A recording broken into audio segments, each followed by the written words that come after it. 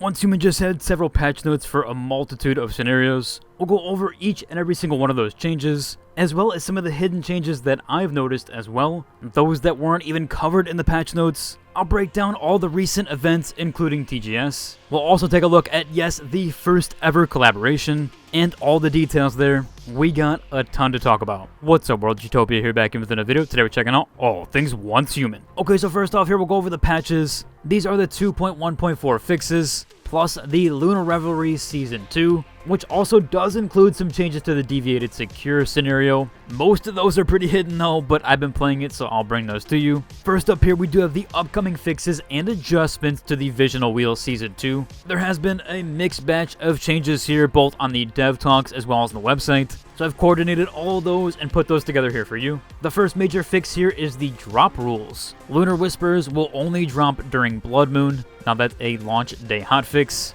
Essentially those were dropping no matter what, but now those will only drop during the Blood Moon phase. Didn't matter too much because those do expire within 24 hours anyways. But yeah, now that has been fixed. Prison vs. Clash actually got one small fix here. There was abnormal ore distribution during Blood Moon. People are getting just a little bit too many. That has now been fixed as well. If you were wanting to jump into Prison vs. Clash, because that kind of gave an unfair advantage there, I would wait to jump into Prison vs. Clash until after this date or one of the new servers. So any of the ones launching after September 30th.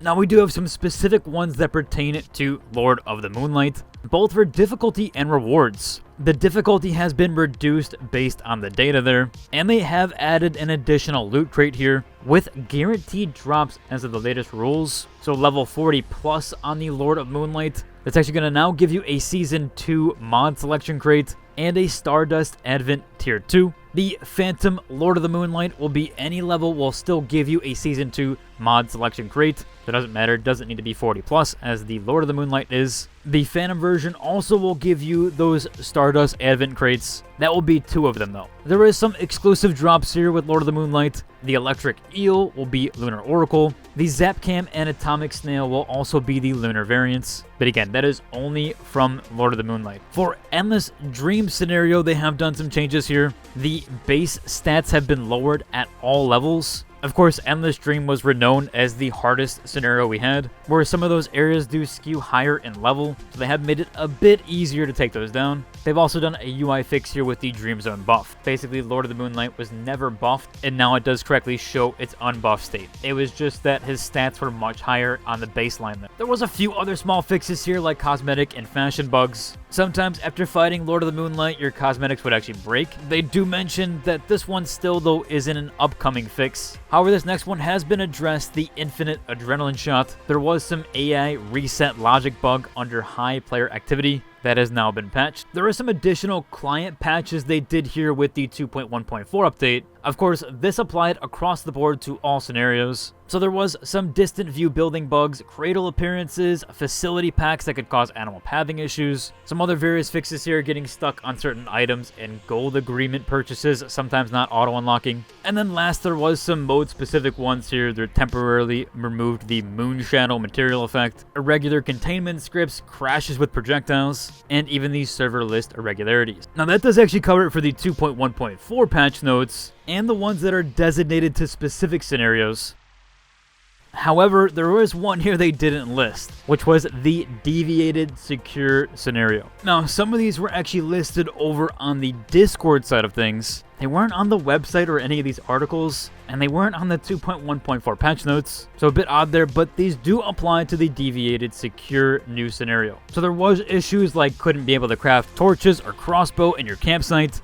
Bounce keyword effects could actually crash your game. Server list now does properly show the early access tab. People were obtaining unwearable equipment. If you didn't know, in the Deviated Secure scenario, you don't really have any effects on your gear. Aside from these small effects like heat resist, cold resist, and pollution resist, or even load capacity, movement speed, you don't have the normal mod set. There are no mods that you can use in Deviated Secure, as this mostly relies on your pets. Which, speaking of the pets, there was a ton of things happening there. The first one here was the Electric Eel Ultimate dealt abnormal damage. So if you were noticing that, the Electric Eel was really strong the first day. Now that has been patched. There was also something happening in the gyms or even the PvP battles. you were allowed to use the Weaver Effect Potion to apply to deviations, and you could basically stun lock them down. You'll see the example here. It actually still works on the cat, which is in the first level 1 arena. This is just PvE, so don't worry there, it's not in PvP. But essentially you can lock down the cat with your Weaver effect. That's actually from a Dreamweaver or the Dreamweaver Potion or Whim, which essentially allows you to put spider webs on the ground, and then that stuns enemies. Well, this effect actually applied to a lot of the deviations, and you could essentially prevent anybody from using any of the deviation skills. They could still typically auto-cast, but especially melee ones, they couldn't do anything. This was really strong and basically overutilized in PvP. They have gone ahead and changed and adjusted that for balance. Now that will only apply slows to deviations. So you can still use it in battles if you wanted to. You do see here it still technically works on the cat, but that should no longer entangle any other deviation. Again, hopefully they fix that, because eventually you should be able to make the cats, or even you can currently. Haven't seen anybody use one of those in PvP just yet, but I'm assuming the same case there, you'll be able to Weaver affect it. Currently it seems like the only deviation that does suffer from that though. There was also a massive issue day 1. Arena victory badges were dropping abnormally. Some players were able to buy out all the gear already, and some people were able to hit level 50 day 1. Although the levels don't matter as much, really is on your gear and the level of your deviations. So overall it didn't affect too much. Still unfortunate there, for a while they had to lock down the cat. You couldn't earn badges that way, and you could only do so through PvP. Seems like some people still don't know you can actually go back to farming the cat if you wanted to do so, and that does now drop victory badges. I might go over a build guide eventually for this. Currently I've been experimenting with a ton of different deviations. I haven't been able to use my fusion-based ones yet, or at least not entirely, as they don't really work very well in PvP, and they do get melted in the later arenas. But as far as the cat farming, I can get it down to around a 40-second farm, depending on a few variables there, which does seem to be some of the faster times. Moving on here, as I mentioned, I was going to cover some stuff from TGS 2025, which was the Tokyo Game Show. Now, of course, Once Human didn't really have anything to show off here, as they've just released a brand new scenario,